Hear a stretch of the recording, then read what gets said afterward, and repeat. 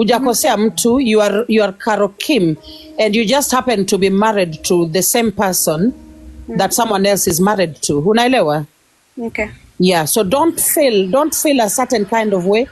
Usiogope na watu wakija kwa video zako wanakutusi, that hiyo haikuhusu.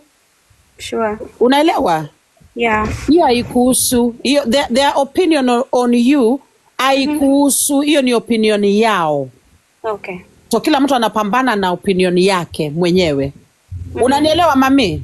Yes, naelewa. Thank you. Unajua for once, niliambiwa nilitusi Trizah.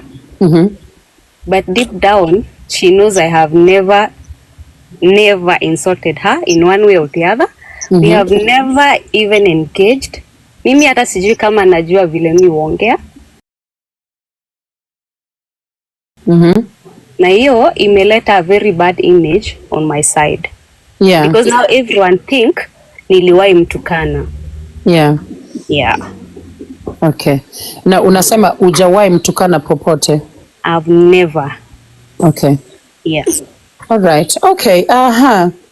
Your Honor, I don't know if there is any. So do you mean that is what is causing people to come on your videos, on your platform, hata kwa inbox yako? Yeah. That is, hiyo ndio ina cause hiyo. Yeah. You've shown courage. Hata we kukuja hapa kotini leo. Yeah. Is such courage that you have shown. And I hope things get better for you. Okay. And all in all, I hope we get some kind of solution in this matter. I would love I hope that. so. Yes. How do you feel about? I mean, are you okay, guys? Your Honor, is it okay if I ask some personal questions? Is that okay before she goes? Yeah, even us, we have questions for her. You have question. I don't think she'll be. Yes, Madam Prosecutor. Yes, I was actually thinking that now that we have Caro Kim here, we can allow the senior counsels also to grill her a little bit.